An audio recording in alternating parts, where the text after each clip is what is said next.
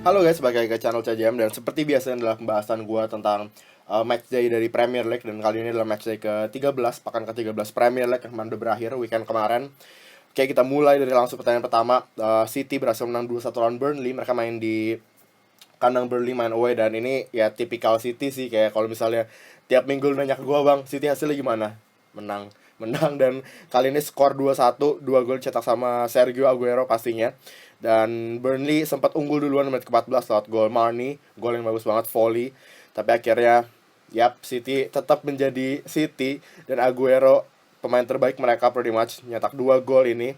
Dan mereka sekarang ada di posisi ketiga klasemen sementara dengan 30 poin. Jadi cuma beda 1 poin sama pemuncak klasemen sementara. Jadi emang bagus pasti buat City yang pastinya bakal jadi salah satu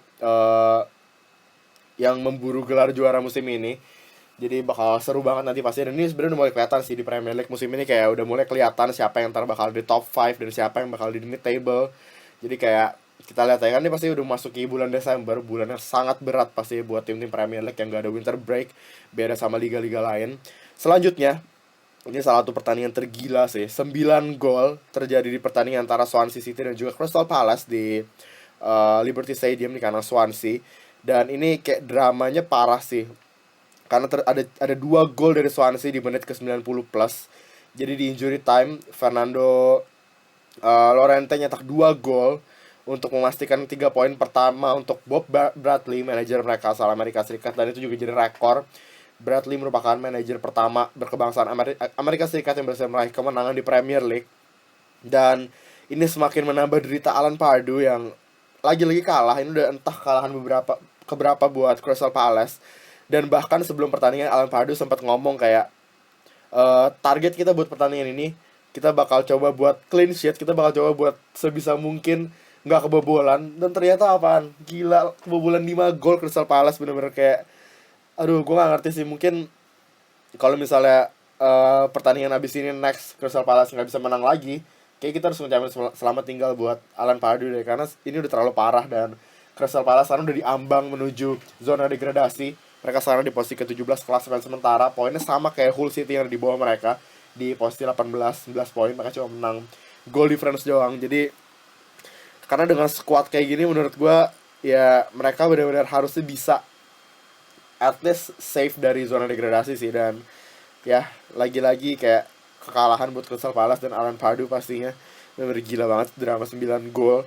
Dan selanjutnya ada pertandingan antara Hull City dan juga West Brom yang berakhir imbang satu sama. Kedua tim yang bisa dibilang lumayan imbang di pertandingan itu, makanya bisa imbang satu sama hasilnya. Golnya cetak sama Gareth McAuley di menit ke-34 dan Michael Dawson di menit ke-72. Dan 1 poin harus dibagi untuk kedua tim. Dan Hull City yang benar-benar makin berbahaya juga, posisi mereka di posisi klasemen di posisi ke-18 klasemen sementara Premier League dengan 11 poin. Pastinya gue tadi udah bilang di bawah Crystal Palace, cuman mereka beda goal difference doang. Mereka minus 17 dan Crystal Palace minus 5. Dan West Brom yang sebenarnya penampilan mereka lumayan oke di awal musim ini, mereka sekarang di posisi ke-9 klasemen sementara. Walaupun mereka dapat hasil imbang dengan mengoleksi 17 poin sementara. Jadi West Brom kalau misalnya bisa terus-terusan nggak hilang poin, at least dapat 1 poin dari kandang lawan, terus kayak dapetin 3 poin di kandang, mereka benar-benar bisa stay di mid table menurut gue, dan itu bagus buat mereka. Selanjutnya ada Leicester City yang lagi-lagi mendapat hasil kurang maksimal, imbang di kandang lawan Middlesbrough, salah satu tim promosi. Dan bahkan ini mereka imbangnya pun gara-gara gol di menit ke-94. Jadi di injury time, gol dari Islam Slimani dan salah satu gol dari Leicester juga dicetak sama Riyad Mahrez di menit ke-34 lewat titik putih penalti. Dan 2 gol Middlesbrough cetak sama Alvaro Negredo pastinya. Pemain yang emang menurut gue salah satu striker yang lumayan bagus sih buat main di Premier League. Jadi Middlesbrough lumayan beruntung memiliki Alvaro Negredo pastinya, pemain yang punya pengalaman. Dan Leicester City menurut gue udah saatnya fokus ke Premier League sih, karena mereka udah lolos ke babak knockout dari Champions League, dan itu pencapaian yang luar biasa pastinya buat Leicester. Tapi sekarang menurut gue udah saatnya Ranieri fokus ke Premier League, udah nggak bisa main-main lagi, karena mereka di posisi ke-14 sekarang di papan klasemen sementara dengan 13 poin dari 13 pertandingan. Jadi ini pastinya benar-benar nggak bagus, apalagi dibandingin sama musim kemarin, musim dimana mereka jadi juara Premier League. Ini benar-benar kayak underperforming banget, dan bahkan squad mereka harusnya lebih baik dari musim lalu karena mereka mendatangkan beberapa pemain baru. Jadi semoga aja Leicester bisa fokus di Premier League dengan mereka udah lolos dan memastikan lolos ke babak selanjutnya dari Champions League.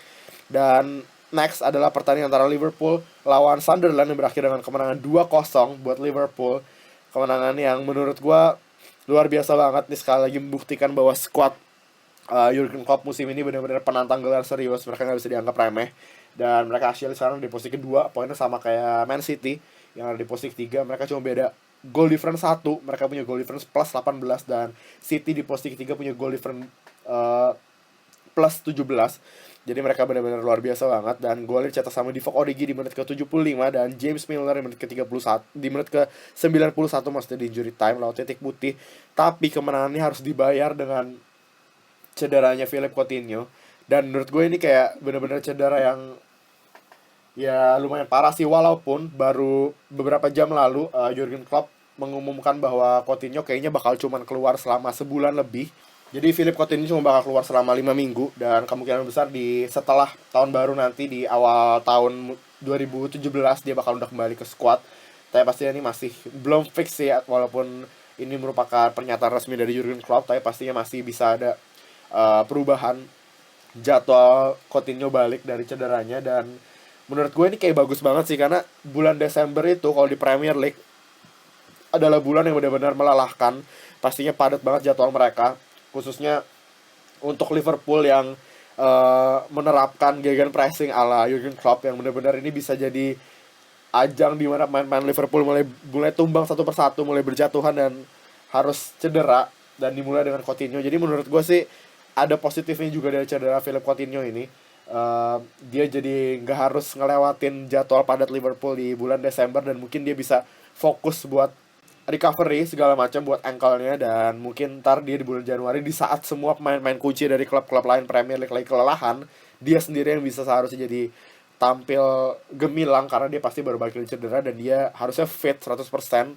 Jadi mungkin ini bisa jadi hal positif buat Liverpool. Tapi kalau misalnya Coutinho ternyata cederanya lama dan nggak sesuai perkiraan yang awalnya adalah 5 minggu dia balik, itu bisa jadi gawat juga buat Liverpool, karena dia adalah satu pemain penting dari Liverpool musim ini, udah terbukti, dan perannya benar-benar vital buat Liverpool menurut gua. Jadi kita nggak tahu, kita tunggu aja nanti kabar dari Liverpool selanjutnya mengenai cedera dari Philippe Coutinho. Dan pertandingan selanjutnya adalah Chelsea yang berhasil menang 2-1 atas Tottenham Hotspur. Derby London yang berakhir dengan lagi-lagi kemenangan Chelsea. Spurs kayak udah berapa pertandingan nggak pernah menang di Stamford Bridge, dan Chelsea pastinya terus menjaga streak mereka 7 kemenangan sejak mereka ganti formasi 3-4-3. Ini luar biasa, walaupun clean sheet streak mereka harus berhenti karena kebobolan dari golnya Eriksen yang bagus banget di menit ke-11 sebelum akhirnya Pedro dan juga Victor Moses memastikan 3 poin buat skuad asuhan Antonio Conte. Dan sekali lagi ini merupakan pertunjukan luar biasa dari The Blues Chelsea, karena mereka benar-benar kayak mereka musim lalu bisa dibilang di bawah Mourinho tuh benar-benar buruknya di taktik, dan sekarang dengan penunjukan Antonio Conte ini menurut gue benar-benar luar biasa banget sih. Perubahan mereka benar-benar kerasa banget. Peran-peran pemain tuh kayak jelas banget harus ngapain, dan bahkan Diego Costa yang walaupun gak nyetak gol di pertandingan ini, tapi menurut gue dia bagus banget karena dia menciptakan assist, dan juga pastinya dia kayak istilahnya set up gol satu lagi. Jadi dia benar-benar instrumental banget penampilannya dan peran dia khususnya, karena di kalau nggak salah golnya Moses deh, yang dimana dia narik beberapa pemain bertahan Tottenham ke pinggir, dan Moses yang bisa masuk dari sisi kanan. Itu benar-benar luar biasa banget sih pergerakan tanpa bola dari Diego Costa, yang menurut gue ini kalau nggak gara-gara Antonio Conte ini nggak bakal bisa kayak gini Diego Costa.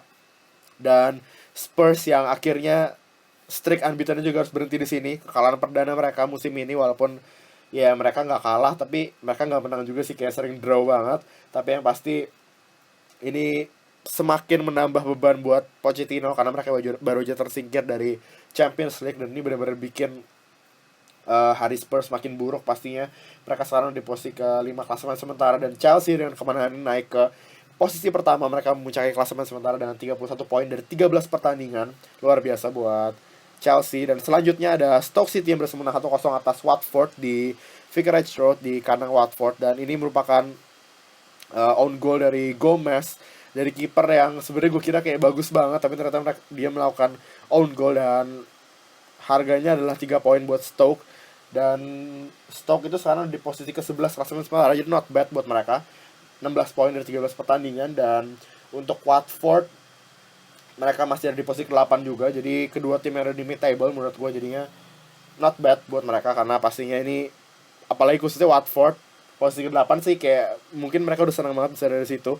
Selanjutnya ada Arsenal yang berhasil menang 3-1 atas Bournemouth, dan lagi-lagi Arsenal berhasil mendapatkan kemenangan. Dan ya, kemenangan yang menurut gue sih kayak hasil kerja keras Alexis Sanchez bisa dibilang, karena Sanchez pretty much adalah mungkin pemain terbaik bersama Mesut Ozil di squad Arsenal saat ini, dan dia terus-terusan nunjukin bahwa dia benar-benar pemain yang bisa diandalkan sama Wenger.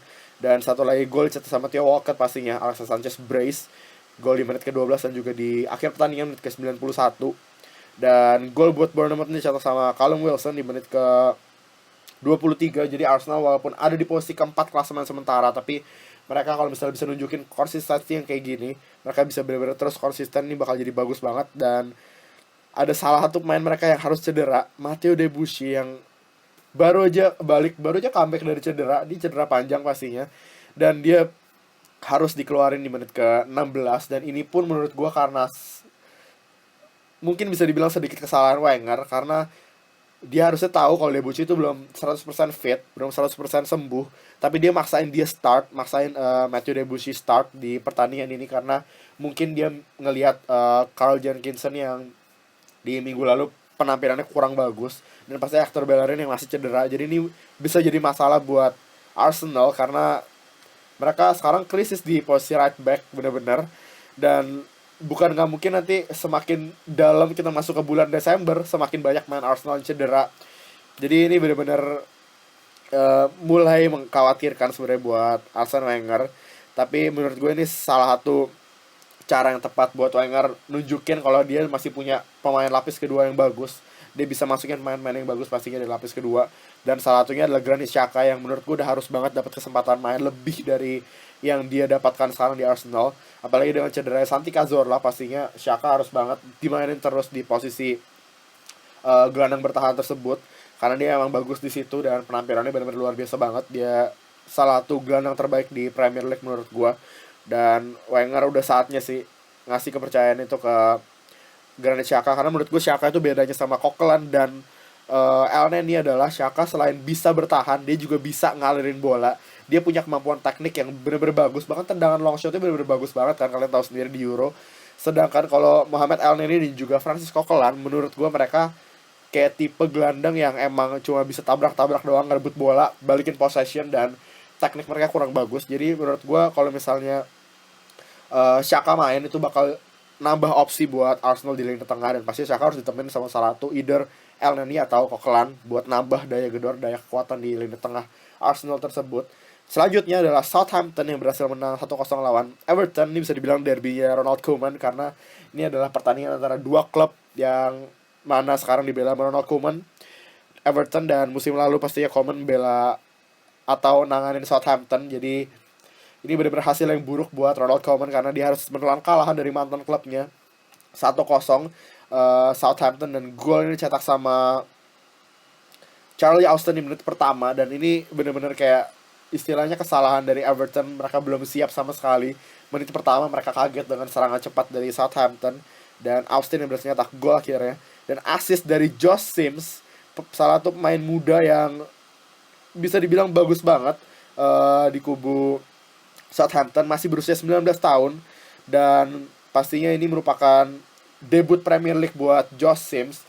Dan Ronald Koeman ini ada cerita unik. Ronald Koeman setelah pertandingan dia diinterview, dia ditanya apakah dia tahu mengenai pemain muda bernama Josh Sims ini, dan dia bilang ternyata dia nggak tahu. Padahal sebenarnya gue yakin banget dia tahu sih. Kayak waktu di Southampton tuh dia benar-benar tahu banget pemain muda namanya Josh Sims. Tapi waktu itu sempat kayaknya ada yang nanya atau gimana, dan dia bilang kayak Josh Sims tuh belum cukup bagus buat main di tim senior, buat main di squad Southampton-nya. Jadi kayak ini bener-bener lumayan malu-maluin sih, karena ya Josh Sims yang jadi asistor dari gol Charlie Austin yang berharga 3 poin untuk Southampton. Jadi ini gak heran sih si Ronald Koeman kayak kesel gitu, karena pemain muda yang dia istilahnya pandang sebelah mata, step up di pertandingan menghadapi timnya. Yap, Ronald Koeman pelajaran sih buat lu. Dan pertandingan terakhir yang bakal gue bahas adalah pertandingan antara United lawan West Ham United. Manchester United lawan West Ham United. Dua-duanya United sih. Dan ini berakhir imbang 1-1. Ini benar-benar menurut gue hari yang buruk buat United sih, buat Mourinho juga, karena dari 13 pertandingan ini poin yang dikumpulkan Mourinho ini kalah banyak sama David Moyes. Dan ya ini kayak parah banget sih. Masa Mourinho, kayak pasti gue yakin banget semua fans United nggak pernah nyangka kalau di sejauh ini Mourinho bakal lebih buruk startnya dari David Moyes. Kayak pasti semua fans United ngarapnya Mourinho tuh benar-benar bisa jadi manajer bagus banget, dan bahkan top 4 menurut gue adalah tempat yang emang udah tempatnya United musim ini di bawah Mourinho dengan main-main baru yang mereka datengin. Tapi ternyata enggak, ternyata mereka ada di posisi ke-6 klasemen sementara sekarang dengan hanya 20 poin, beda 11 poin sama Chelsea yang ada di puncak klasemen. Jadi bener-bener underperforming banget buat United, dan pastinya Mourinho juga lagi-lagi untuk kedua kalinya musim ini harus diusir wasit dari sideline dan harus bergabung sama penonton di tribun pastinya, karena dia kalau nggak salah nendang botol di saat Paul Pogba dituduh melakukan diving dan dikasih kartu kuning. Dan itu sebenarnya agak kontroversial sih, dan Mourinho juga menurut dia bahwa itu nggak pantas banget, malah foul untuk United. Harusnya foul itu dikasih, maksudnya foul untuk West Ham, harusnya foul itu dikasih untuk United karena Pogba dilanggar, tapi ini enggak. Pogba malah dianggap melakukan diving dan bahkan dikasih kartu kuning sama wasit. Jadi ini emang unik. Dan gol dari West Ham juga dicetak di awal-awal pertandingan di menit kedua lewat Diafra Sakho. Pastinya ini juga menunjukkan bahwa squad United nggak siap di awal-awal pertandingan. Dan pastinya ini kalau misalnya kalian dulu awal-awal Mourinho datang ke United, pasti mana kebayang sih kayak gini, kayak United di bawah Mourinho bisa kebobolan 2 menit setelah kick off. Kayak bukan Mourinho banget gak sih? Jadi gue nggak ngerti ini apa yang salah sama United dan Mourinho. Tapi yang pasti ini harus ada perubahan sih, karena kalau nggak, bukan nggak mungkin United sebentar lagi bisa mulai kayak falling apart, kayak jatuh bener-bener yang kayak parah banget. Mereka tersingkir dari Europa League mungkin, dan mereka di Liga makin turun posisinya. Dan ini pastinya bukan hal yang mau dilihat sama fans United, karena mereka benar-benar pengen ngelihat timnya berlaga di Champions League musim depan. Dan kalau misalnya performa mereka kayak gini terus, mereka drop poin terus di kandang, mereka gagal menang, ini bukan nggak mungkin mereka musim depan bakal lebih parah posisi finishnya dari musim lalu. Jadi itu dia semua pertandingan, 10 pertandingan yang gue bahas di matchday ke-13 Premier League. Seperti biasa, kalau kalian punya argumen atau kalian punya komen tentang semua pertandingan yang gue bahas ini, kalian bisa langsung aja tulis di comment section di bawah. Dan kalau kalian juga punya saran, punya kritik, punya ide, langsung tulis aja di komen, gak usah segan-segan. Jangan lupa juga buat like kalau kalian suka series ini dan mau gue terus ngelakuin setiap minggunya. Ini adalah weekly series kita. Jadi itu aja buat video ini. Thank you banget buat kalian yang nonton. Jangan lupa buat like, subscribe, and I'll see you in the next one. Bye.